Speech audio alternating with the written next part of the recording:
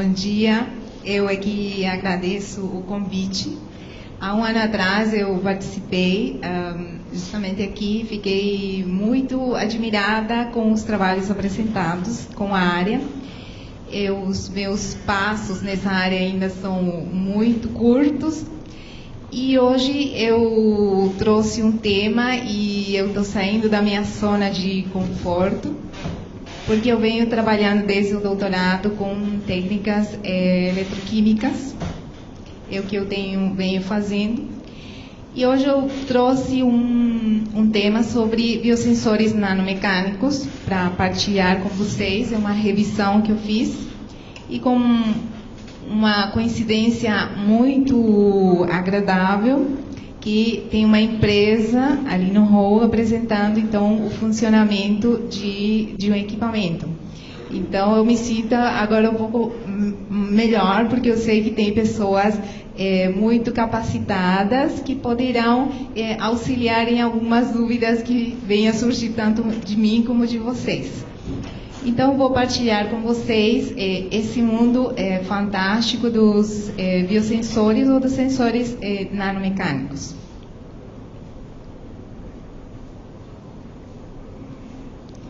Bom, os cantilevers, os microcantilevers, na verdade, eles, a capacidade ou o efeito da deformação ou de sofrer mudanças da sua frequência de ressonância devido a um efeito de absorção de, no caso, biomoléculas, fazer um reconhecimento molecular, nos permite, então, avaliar ou estudar tanto como aplicações diretamente para biosensores, como estudos de hibridização, ou também reconhecimentos antígeno-anticorpo, mas também estudos de interações de proteínas, caracterizações de materiais biológicos em geral.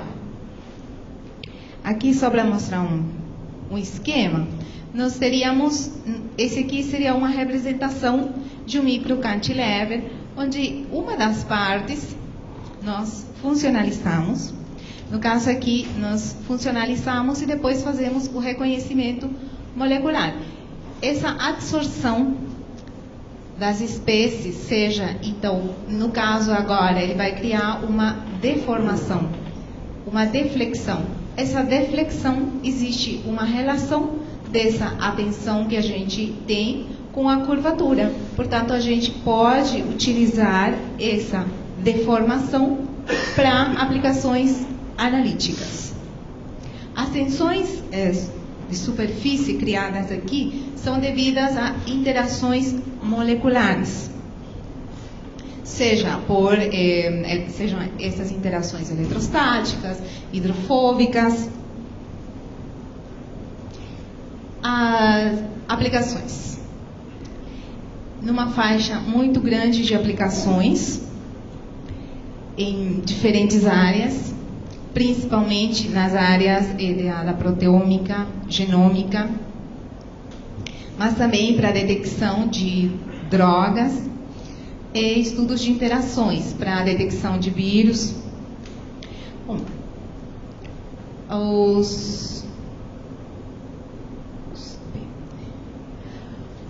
Bom, isso aqui, basicamente eu já falei. Bom, eu vou ir falando das vantagens, logo após, que uma das principais vantagens que se tem ao trabalhar com esses dispositivos devido ao pequeno tamanho delas, né? A escala nano, nós conseguimos sensibilidades de massa muito baixas. Essa é uma grande vantagem que ele tem. E nós também podemos utilizar, fazer medidas em tempo real. Os biosensores nanomecânicos, já existem muitos grupos de trabalho e existem muitos trabalhos na literatura, se nós formos olhar. Mas se nós compararmos com os biosensores ópticos ou com biosensores eletroquímicos, esses números não são tão grandes. Por quê? Porque existem ainda algumas limitações a trabalhar nessa escala, fazer arranjos nessa escala não é uma tarefa muito fácil, mas hoje existem companhias que já aperfeiçoaram e tornaram o trabalho muito mais acessível, muito menos tedioso.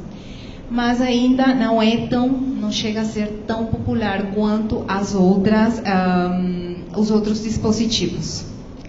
Mas então, as ferramentas eletroquímicas, os biosensores eletroquímicos, têm várias vantagens. Eu particularmente trabalho nessa área. Então, por que mudar? Se já tem um que funciona bem. Por quê? Porque nosso organismo, o sistema vivo em geral, nós temos muitos mecanorreceptores. Os canais iônicos, por exemplo, é um deles.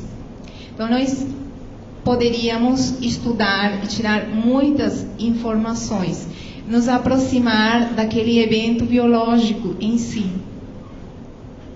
Só para trazer uns exemplos,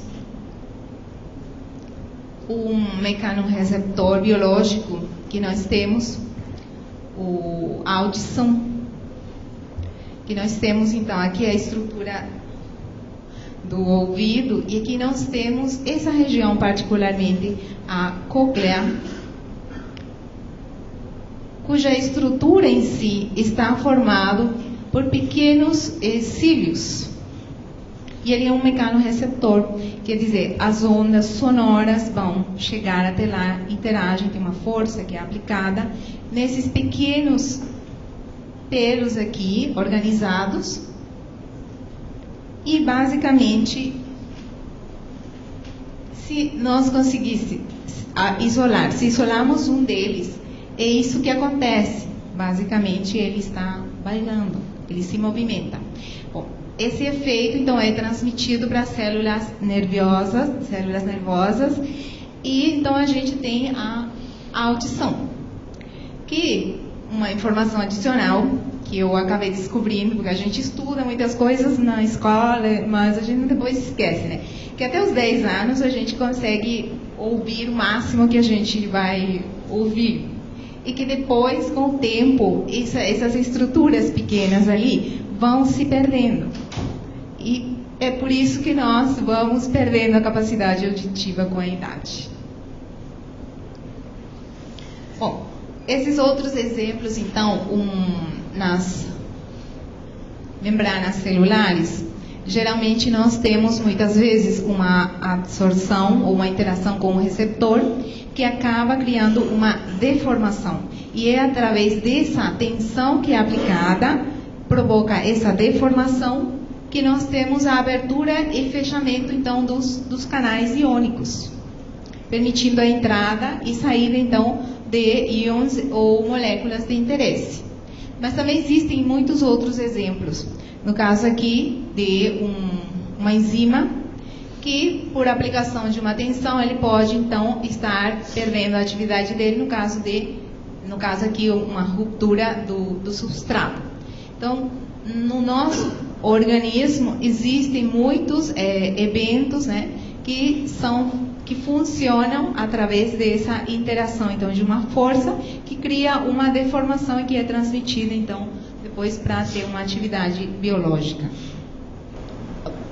Uma coisa também muito importante aqui é o salto bastante significativo no desenvolvimento na área de biosensores, na área de dispositivos, que constitui a nanofabricação, que é o que permite, então, que nós possamos hoje ter dispositivos do tamanho como eles foram aqui, no caso, esse aqui um cantilever, como foram diminuindo de tamanho conforme a gente foi disponibilizando de técnicas apropriadas para poder controlar essas dimensões. Então, aqui, na verdade, isso aqui é um nanofio. Então, aqui, isso é informação tirada de um artigo, onde eles mostram justamente até 2007, 2006, como a mudança da nanofabricação do top-down ao bottom-up criou também um incremento na sensibilidade. Aqui nós vemos então nesse eixo aqui massa, né, que na verdade é para mostrar a ordem cronológica. E uma coisa bem interessante, não que os biosensores eletroquímicos não sejam altamente competitivos e bastante sensíveis, mas devo reconhecer que lendo os reviews chamou bastante minha atenção, né, o fato das sensibilidades obtidas com os biosensores nanomecânicos. Esses nanogramas, picogramas, geralmente a gente, até no dia a dia, a gente trabalha e até consegue fazer. Mas depois chegar, então, a atograma, septograma, chegar já quase ao nível de poder determinar a medida de um átomo. Essas medidas onde os limites de detecção foram bastante baixos, geralmente são feitos em vácuo, que já o efeito do ambiente qualquer efeito pode criar, então, uma interferência.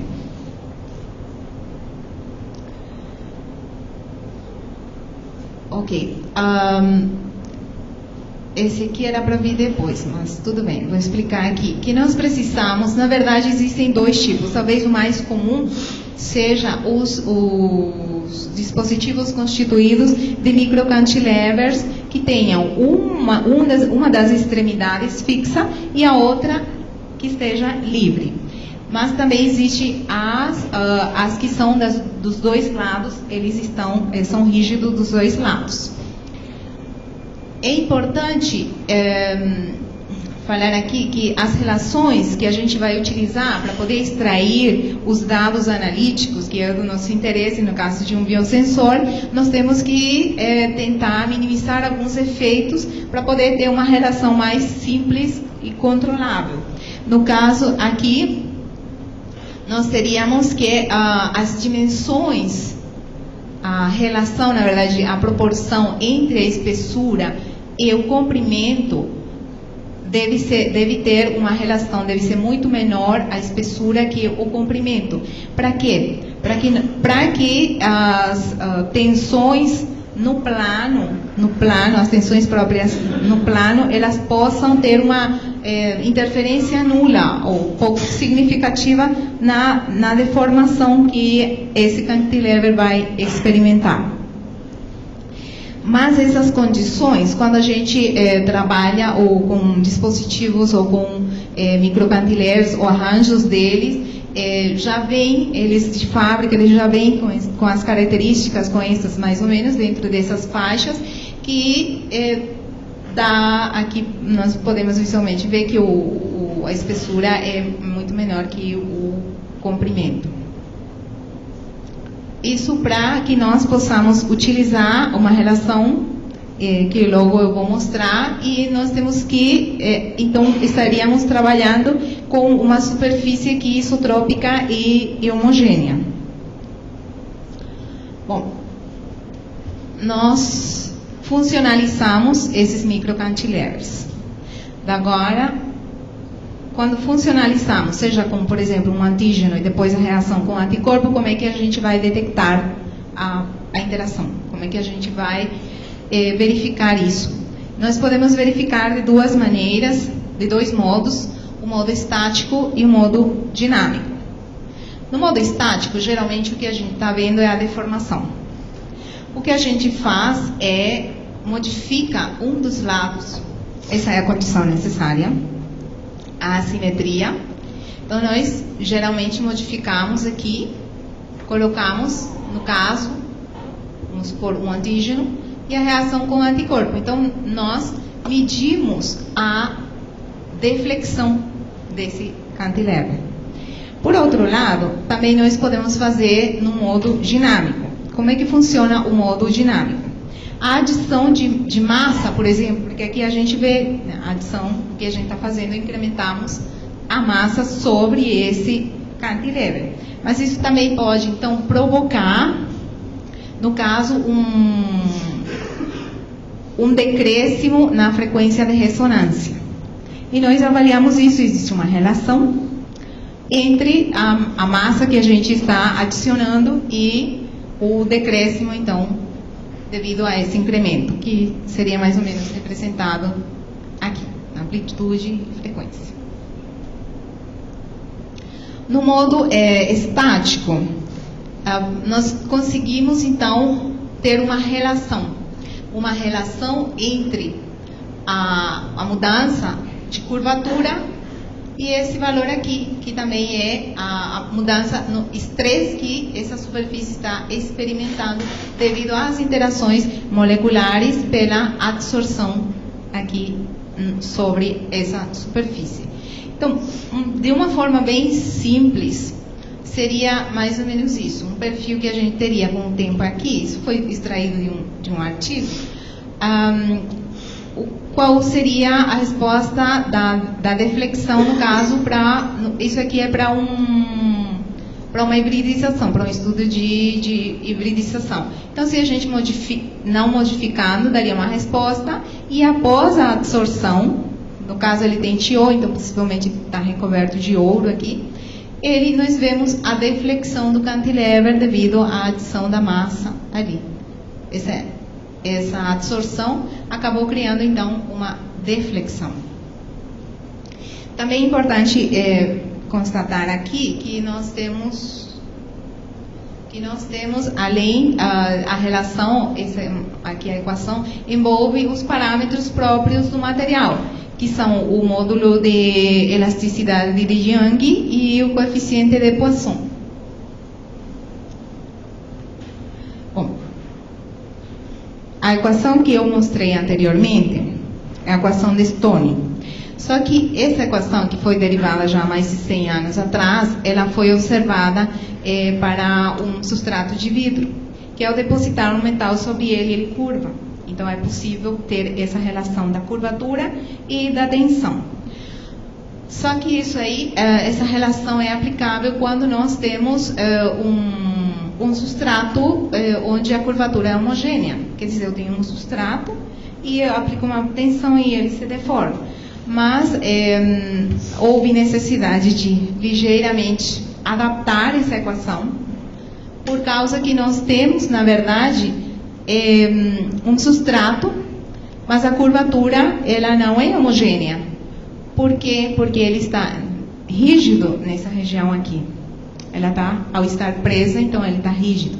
Então, estudos demonstraram que há uma relação aqui. O que vai acontecendo com a curvatura? Na verdade, existe um incremento da curvatura, mas a relação aqui é exponencialmente, ela vai decaindo, então, conforme a gente vai passando no eixo X, no eixo longitudinal, no caso aqui do cantilever.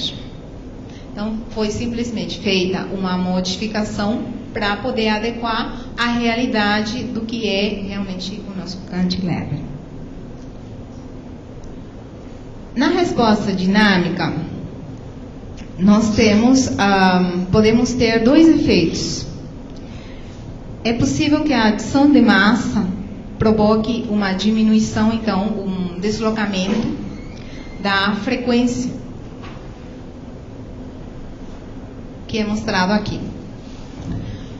Mas, ao trabalharmos com arranjos, ao trabalharmos com sistemas tão pequenos, onde nosso substrato, a nossa superfície é quase que até menor que o nosso elemento de reconhecimento molecular. Então, basicamente, além de simplesmente ter um deslocamento devido à adição de massa, que é o que a gente geralmente caracteriza utilizando uma microbalança de cristal de quartzo, nós podemos ter esse efeito aqui. Esse efeito aqui, que é o efeito inverso, que é devido à rigidez, então, pela absorção da espécie de reconhecimento molecular. Nós temos também que considerar, além do efeito da massa sobre a frequência, nós temos que considerar a rigidez, que é isso que eu estava falando. Aqui foi colocado mais ou menos uma escala comparativa do que seria o tamanho, né, de um vírus anticorpo, DNA. Esse aqui é um nanofio, Então, ou a espessura é para mostrar mais ou menos a ordem de grandeza que nossa espécie, que o material que a gente está imobilizando pode ser maior que o substrato que a gente está usando. Por isso que qualquer mudança vai ser detectada. Então, nós temos que saber muito bem interpretar esses dados. Bom, aqui eu trouxe uma imagem, justamente os modos vibracionais, mostrando aqui quando temos o cantilever, que é livre de um dos extremos, e o outro que é dos dois lados, ele é rígido. Como é que ele tem, qual é a resposta da massa e a resposta da rigidez, então, devido a essa vibração. Aqui é a primeira e a segunda, o segundo modo vibracional. Isso é só uma animação para mostrar o efeito que ele tem. Mas é importante, então, destacar que isso também vai depender de um dispositivo a outro, quer dizer, do material que a gente está imobilizando. O quanto, desculpem, o efeito, na verdade, é o efeito, mas nós temos a primeira e a segunda vibração, essa é a massa, a resposta da massa e da rigidez. No modo dinâmico, que é o que a gente está avaliando, a mudança da frequência. Então, a mudança da frequência está relacionado com um fator, que é o fator de qualidade, que esse fator, então, está relacionado com a sensibilidade. E a equação, bom, aqui é bem simples, uma relação bem simples do ΔF, do câmbio de frequência, com, no caso aqui, o fator de qualidade. Esse fator é muito importante, que define a resolução que a gente tem. E também é importante que ele varia de um meio para outro. Sendo que esse fator de qualidade me dá a sensibilidade, e ela é muito maior, então, em ar do que em fluido, no meio líquido, e ela é muito maior no vácuo. Por isso que a gente consegue sensibilidades, determinar massas muito, muito pequenas em vácuo. Foi determinada uma relação, que é essa aqui, onde é considerado vários parâmetros próprios do material, próprias, então, densidade do cantilever, o módulo de elasticidade de Young, o volume. Então, basicamente, aqui estamos reunindo parâmetros que são associados com a rigidez e com o efeito de massa sobre a vibração, e, em definitiva, sobre a mudança de frequência. Basicamente, nós modificamos, imobilizamos uma espécie, deixamos, talvez, incubar ou interagir, e nós temos que medir. Como é que a gente pode medir? Bom, existem os métodos elétricos, e os ópticos. Nos elétricos, nós podemos medir a capacitância, podemos medir a resistência, mas dentro desses dispositivos, para fazer a leitura e para poder avaliar a deformação, os métodos ópticos têm demonstrado ser mais eficientes. Mas ser mais eficiente principalmente no sentido da sensibilidade, com eles que tem se encontrado limites de detecção muito baixos. No caso, aqui nós temos um dispositivo para fazer a leitura utilizando, então, um material, um piezoresistor. As vantagens e desvantagens que tem, eu tentei enumerá-las aqui. Os autores comparam principalmente com a leitura óptica. Então, entre as vantagens, eles mencionam soluções não transparentes, que o alinhamento não é necessário, mas com o pessoal ali do rol, vocês vão descobrir que o equipamento deles também já não precisam alinhamento, né? É importante que os dispositivos podem ser facilmente montados, né? Com as facilidades que hoje em dia nós temos com a nanofabricação, nós podemos montar esses dispositivos,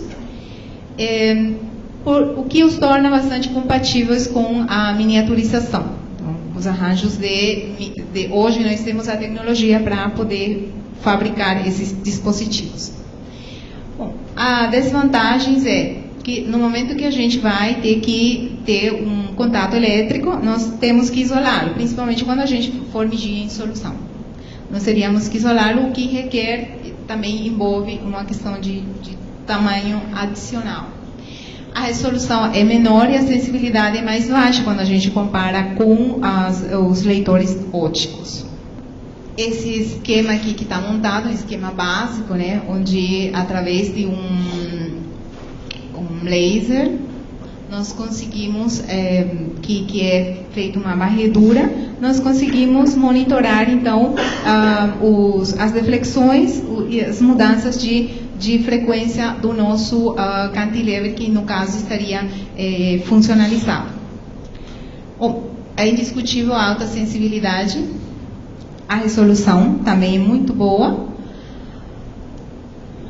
Bom, não sei se essas desvantagens, eu acho que só vou excluir alguns e vou só mencionar talvez esse, porque depois de ver o funcionamento do equipamento, que é muito bom, então acho que não é nada complexo. Bom, se foi complexo, foi, né, porque quando vocês forem lá ver a demonstração, basicamente é muito simples, é só colocar no porta-amostra e o equipamento faz sozinho. Então, talvez para a pessoa que for fazer o equipamento em si tenha sido complexo, né? Mas hoje para nós, usuários, tornou-se muito fácil.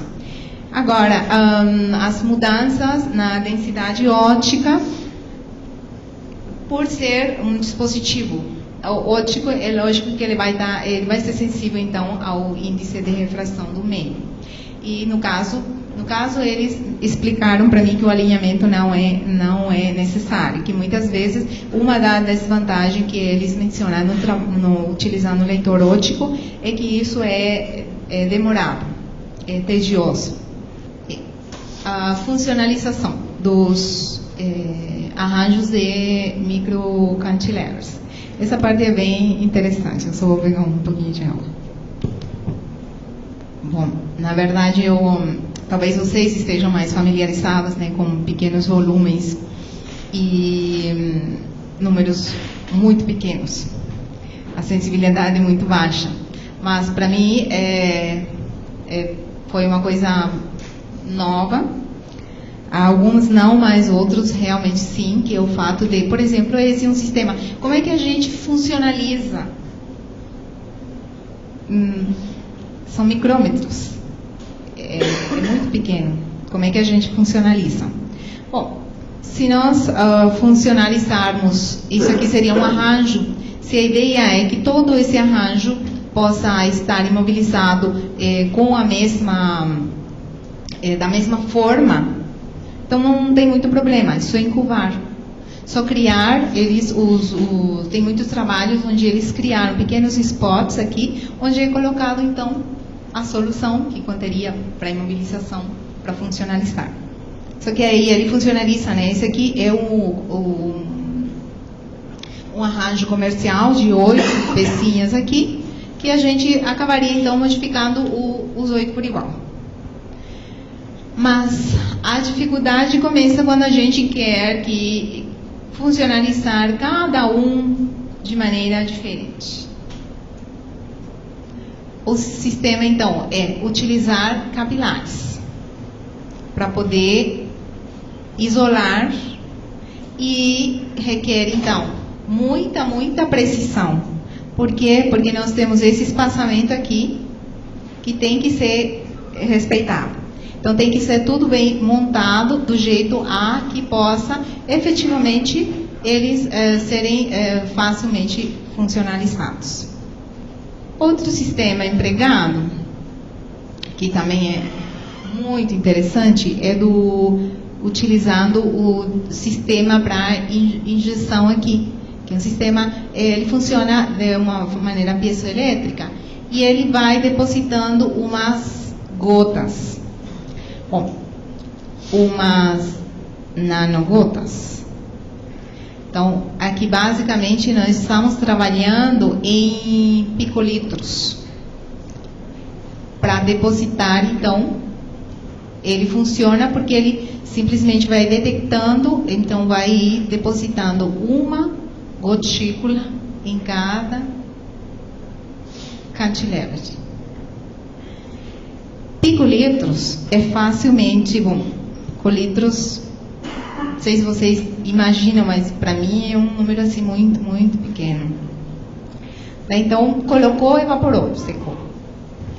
É montado um sistema onde basicamente tem um fluxo de água e um gás e vai passando para manter a umidade, para evitar que seque, porque a gente precisa fazer uma funcionalização. Mas imediatamente colocou, secou, talvez não dê tempo para interagir, para poder formar uma camada homogênea daquilo que a gente vai avaliar depois, né?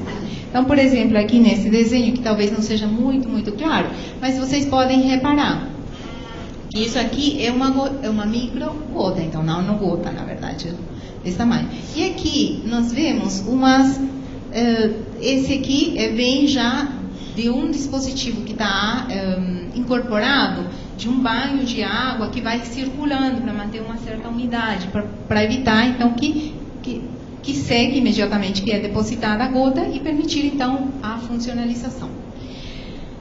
Um dispositivo que também foi criado para facilitar foi o sistema parecido com o leitor de DVD.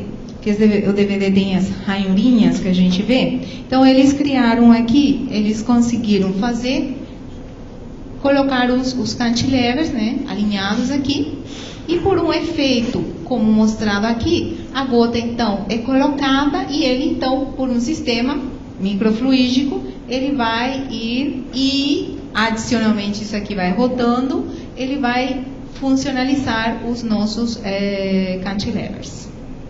Os processos os métodos de mobilização não são diferentes dos que a gente já está habituado quando a gente faz uma funcionalização, utilizando, por exemplo, superfícies de ouro. Então, nós podemos depositar filmes, uma camada fina de ouro, e pela interação que tem o ouro com grupos tióis, a gente pode funcionalizar, então, criando essa ligação covalente, como mostrado aqui nesse desenho. Então, aqui basicamente a gente não já é bem conhecido, né, a formação da monocamada, e depois, posterior, união então com os respectivos receptores, ou vírus, ou a espécie que a gente está querendo estudar ou avaliar. Os cantilevers são feitos de silício, de nitretos de silício e também de polímeros. Então, no caso, por exemplo, do silício, nós podemos, a camada superficial, nós ainda podemos funcionalizá-la. Através de grupos hidroxila, nós podemos fazer ligações também utilizando organocilanos sobre esse substrato. Então, essa é outra maneira que a gente tem de funcionalizar. Mas é importante aqui destacar o seguinte: com o ouro, nós podemos, sobre o cantilever, depositar ouro. Então, ele vai ser modificado de uma parte só. Então, vamos ter um material assimétrico. Esse material pode ser usado para o módulo estático, porque a condição necessária para que a gente possa ter, então, estudar a deflexão é que um dos lados vai ser diferente do outro, caso contrário, vão se anular. Então, nós conseguimos isso por quê? Porque o nosso material vai só se absorver sobre onde tiver o ouro. Como embaixo não vai ter, então não vamos ter material absorvido embaixo. Então, nós tentamos criar uma especificidade, caso contrário, nós vamos absorver muitas coisas e vamos estar não tendo realmente a informação que corresponde ao sistema. Por outro lado, quando a gente faz uma funcionalização, no caso, assim, utilizar a facilidade que tem de funcionalizar o silício, nós possivelmente, o mais provável, a gente vai funcionalizar de ambos lados. Não tem como só de um lado. É difícil só de um lado. Ele vai estar exposto a uma solução e a superfície, tanto de um lado como de outro, pode ser funcionalizado. Então, esta funcionalização com órgãos silanos, ele é mais adequado para o modo dinâmico, que ali nós estudamos a mudança da frequência de ressonância. Aqui eu vou mostrar só alguns exemplos de aplicações, porque tem muitas aplicações. No Brasil, eu sei que tem grupos trabalhando com funcionalização de cantilevers, mas assim, eu não posso falar com propriedade, mas eu acho que é um campo bastante aberto de pesquisa, utilização de os nanoarranjos, é uma coisa ainda bastante nova.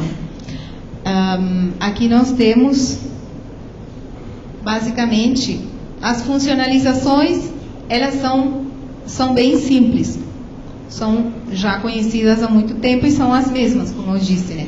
Mas aqui eles utilizaram, então, uma coisa que eu não falei, devi ter falado desde o comecinho, é que a utilização dos biosensores nanomecânicos, se vocês forem ver, basicamente a gente não colocou uma condição necessária, tipo, a espécie tem que ser redox.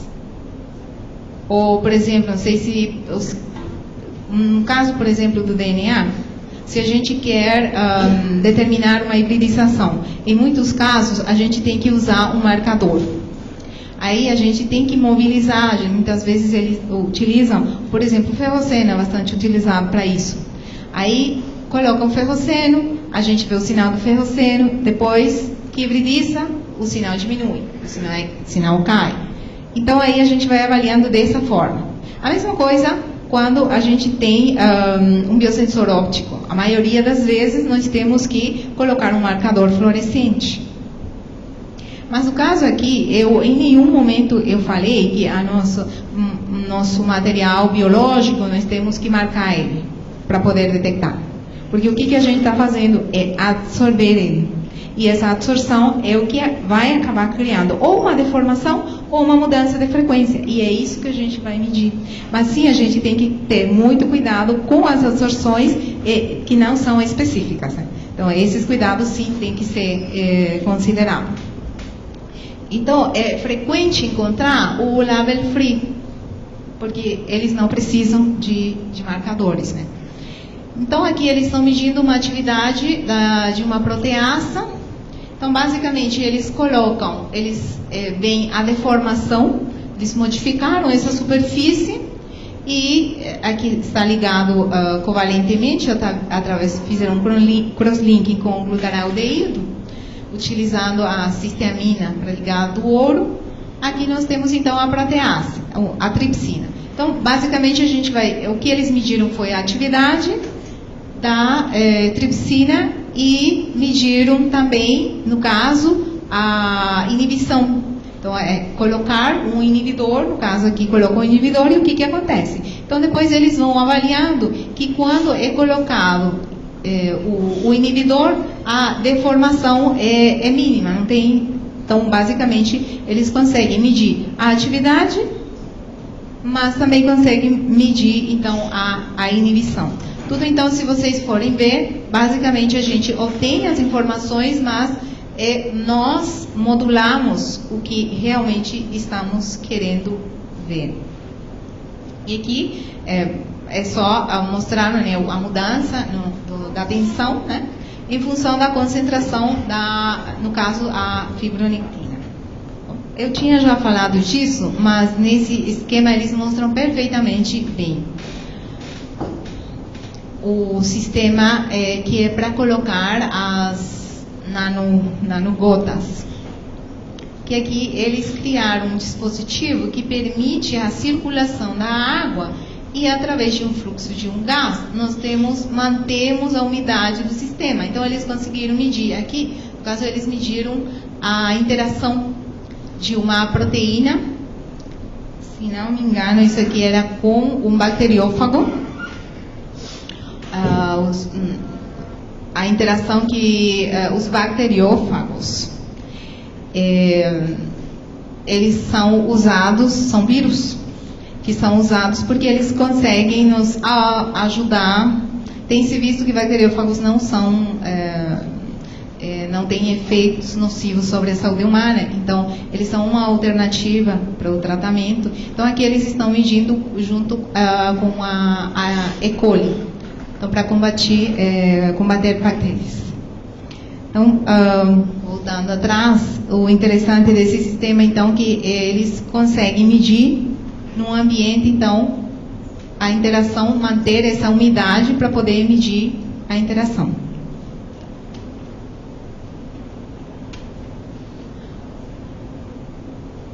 Ok, eles fizeram um esquema bem bonito, por isso que eu decidi colocar aqui para nós. É um módulo dinâmico, né? Então eles mediram o câmbio de frequência, né? E com isso eles conseguem relacionar, então, a massa que está sendo depositada e o efeito que tem, porque a proteína em si do E. coli está imobilizada. Então eles vão adicionando os bacteriófagos. No caso, aqui eles estão mostrando o efeito, a absorção, né, que indicaria, né, a atividade, né, do bacteriófago a uma determinada concentração. Eles conseguem, então, estudar essa interação adicionando diferentes concentrações. E pela adição do Waffer, que não mudou, então a interação ligou-se esse bacteriófago a essa proteína. Portanto, pode causar ou poderia ser utilizado para eventualmente para o E. coli. Esse trabalho aqui foi já feito no ano 2000 para estudo de hibridização, onde eles modificaram com dois tipos diferentes de oligonucleotídeos, e com isso eles conseguiram estudar a hibridização, e ainda mais eles conseguem detectar no processo da hibridização de uma fita com outra fita.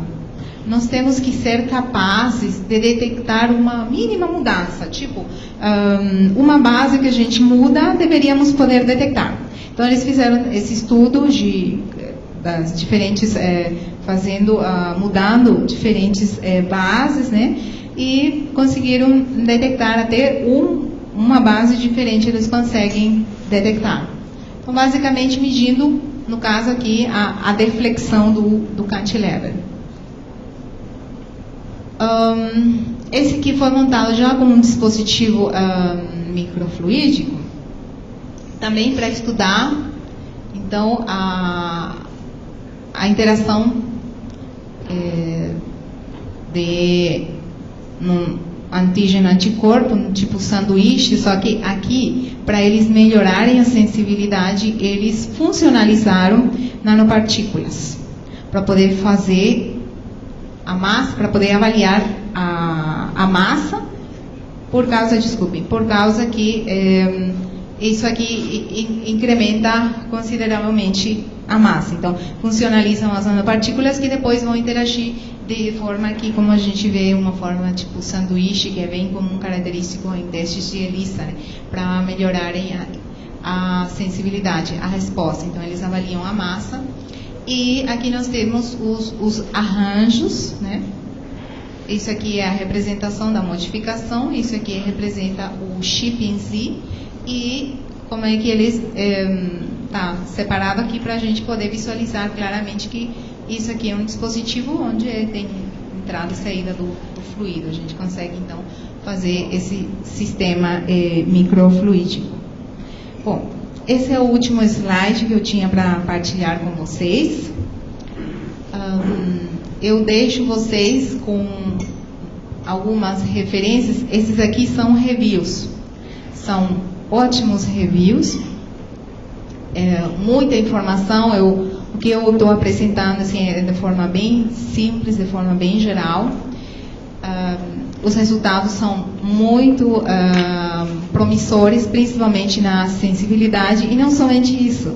A ideia é se você tem um arranjo e você possa fazer um screening, e não fazer um por um, como a gente ainda muitas vezes fazem, né, nos ensaios clínicos. A gente ainda tem que muitas vezes eles estão fazendo, terminam um, depois terminam o outro, depois vão fazendo o outro. Se a gente conseguisse funcionalizar esses cantilevers e simultaneamente estar detectando mais de uma droga ou mais de uma molécula, uma biomolécula, então nós estaríamos consideravelmente ganhando tempo. E a quantidade da amostra, vocês já viram, é muito, muito baixinha.